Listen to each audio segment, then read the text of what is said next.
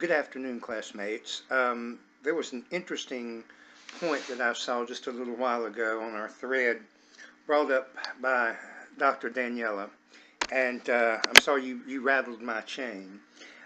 It was on the American aversion to death and illness, and you went a little further, Dr. Daniela, talking about the practices that you're disturbed by the practices people have now of putting people in their cars or setting them upright and that type of thing as corpses. And Yeah, it is a nuance in that industry, in the funeral industry, and it's it's become a nouveau again, but for a long time, those types of orchestrations of a corpse have been going on in American culture. Remember in the Wild West when they had a big hanging, it was more like a social event. People packed picnic lunches to go into town when somebody was going to be hanged or executed. There are pictures, you remember maybe the life and times of of Judge Roy Bean.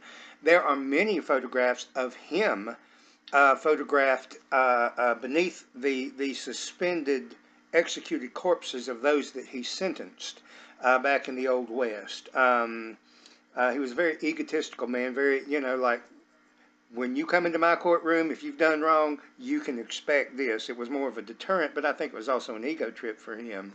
I think it's John Harvard.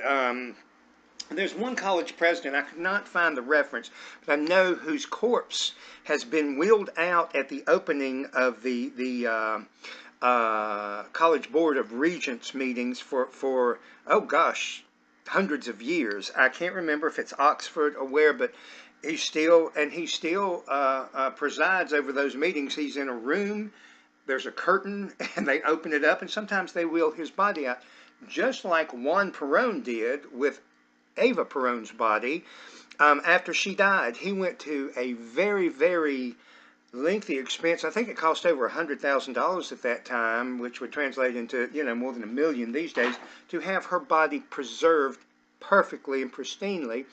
And during the overthrow there in Argentina, he had her body sent to Europe. When he came back into power, he had her returned. He opened her casket when she got back to her coffin, when she got back to Argentina, and she was perfectly preserved except for some whiskers of penicillin growing on her. So what did he do? He had been remarried. He had a place set at the table with he and his new wife every night, and the corpse of Eva Perón was wheeled to the table to enjoy dinner with them. Think about that one. That's morbidity. Um, the Victorians. Now, this is back when I was in college. I did a 2-year independent study on Victorian cemetery art, which led me right into the Victorian way of death. And this is when, during the age of Queen Victoria, where death was celebrated as an event. Invitations were sent out. This is when you remember the big feather-plumed carriages and the corpse. And the Duke of Wellington, his was the ultimate Victorian funeral in St. Paul's Cathedral. If you ever get a chance, look it up. It is the definitive work of art of that period on what death and the Victorians conceived death to be. There's a book called Death, Heaven, and the Victorians that's really good. That takes an entire generation's mindset away from the boneyards of previous generations, where people were just taken and basically buried, sometimes just wrapped in shrouds, sometimes not at all. I think if any of you have ever seen that movie Mozart, you see where they've thrown these people into a mass grave and just throw some lime on them and go on. That was the nuance. That's the way they used to do. In Germany to this day, you only lease land for a while. I think in China or in Japan, you only lease a niche for a while. But the public display of a body is look what we do with our popes at the Vatican, moving them around through the tombs of St. Peter, bringing them up for veneration before they're introduced or, being canonized or beatified or whatever.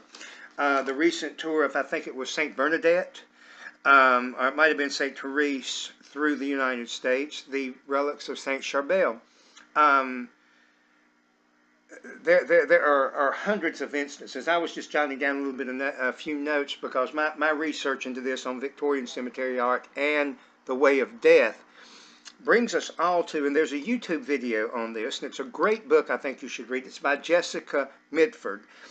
She was called the Queen of the Muckrakers. There, I did research, and there is a video, several of them on her on YouTube. But in 1963, she published a book called The American Way of Death, and it was the most chilling expose of the funeral industry at that time, which set into motion all kinds of new laws and statutes and things that undertakers, funeral establishments must adhere to.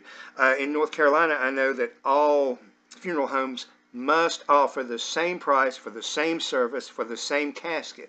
There were so many buzz terms that were going around, like a slumber chamber and a memory picture that you're talking about that people are charged for to go in and see an embalmed corpse because they want that, especially after a devastating illness. That's their closure. Funerals, let's face it, are for the living. They're not for the dead.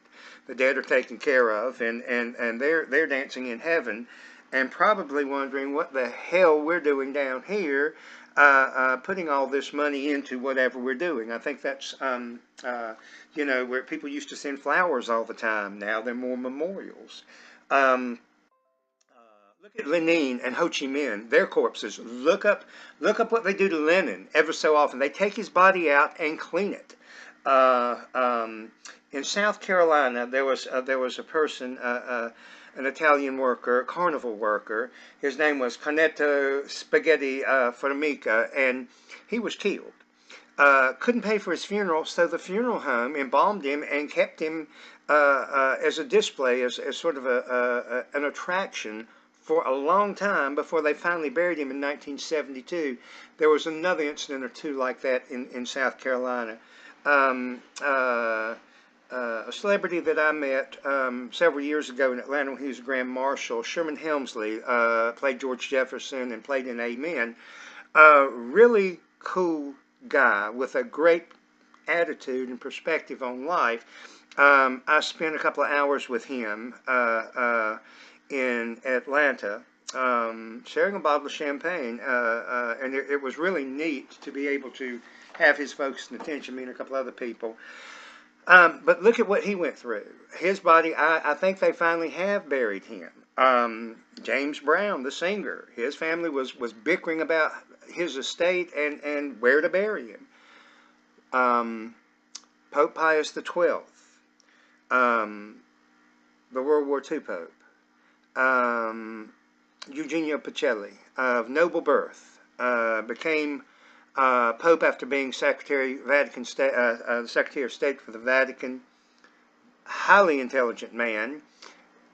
Chose an eye doctor for his personal physician.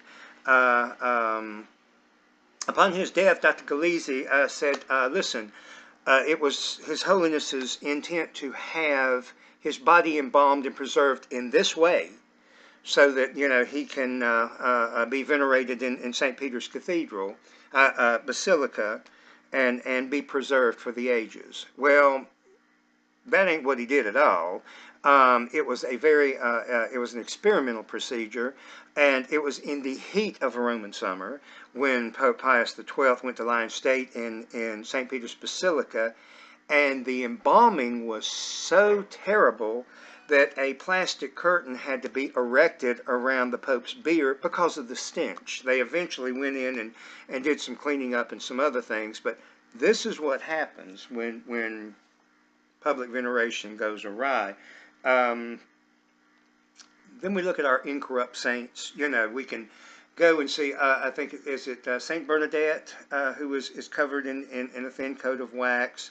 Padre Pio, his body. Saint Charbel, the hermit of Lebanon, I have seen his body on display. I did in 1973. He is a relative of mine on my grandfather's side. And we went to his shrine, and it was right before they sealed it and weren't showing people, but they would still cut his flesh and blood would run.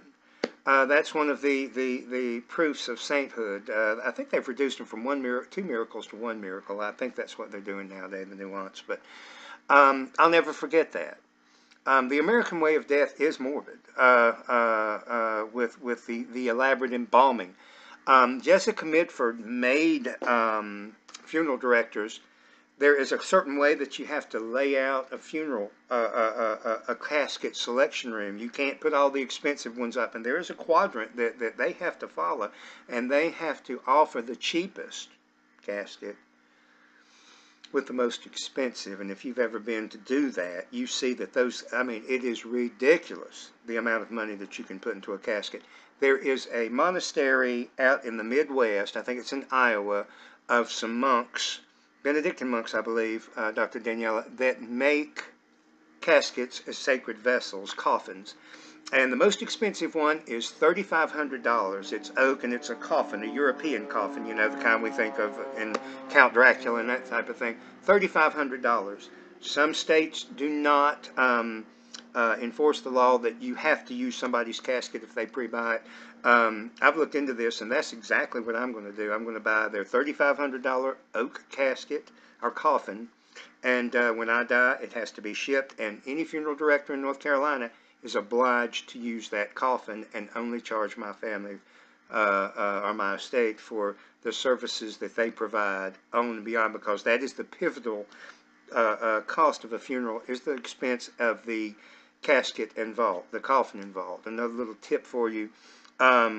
Wilbur and Bates Vault Company merged a few years ago, because when a vault company goes into business, they can only warrant their vault for as long as they've been in business. Wilbur and Bates had been competitors. One, I think, had been in business for 125 years, the other for 99. They merged. They can pretty much guarantee their product now for, I think, 130 years. There's some other new ones on the scene, but there again, it's the test of time, and that's some political lobbying for you there too. You rattled my chain with this about the American attitude with death. I think that we're coming full circle. We're looking into it a little more compassionately now. We're looking at it a little more soberly in a lot of ways, because of the look at the advent of crematoriums and crematories and columbariums. Our bishop has made a decree in the Diocese of Charlotte that any new churches being built, if they're going to have a columbarium, they also must have a cemetery. You would think in the Diocese of Charlotte that we would have a formal, dedicated Catholic cemetery. We don't. We do have Belmont Abbey, where I am oblated, Dr. Daniela, as an oblate of St. Benedict, as are you. But bishops are buried there. Of course, the abbots to the abbey are, and all of the monks and brothers, and even the Sisters of Mercy that have served when they ran Sacred Heart College, and then now the Sisters of Mercy in America. And that is a very, very prestigious place to be buried. You just have to have a ticket to get in there. And so our bishop has said any new church that's being built must have a columbarium. And if they're going to have a columbarium, they also must have a ground burial section too. Hence, you've heard me refer to our South Campus at St. Matthew's, and it is like a 25, 30 acre campus on which we've built one building now for celebrating Mass for that area of the county. But it is going to have a columbarium and at least 4 or 5 acres solely for ground burials. Earl, I do like what you said. I do completely agree with you that people do not want to be faced with medical procedures or the sound, sad truth of medicine. I saw it so many times with my mother as she suffered with Lou Gehrig's disease, as I've seen my grandmother suffer with Alzheimer's and Parkinson's. I have seen so much of that. You know, everybody has that person in their family that when somebody dies, they take care of it. And I have, except for my mother, every grandparent, every great aunt, whomever has died, I have actually gone to the funeral home and dressed them. I remember cutting my grandfather's hair and shaving him and talking to him the entire time. And Sherry Edgeworth, one of the employees there at Hankins and Wood.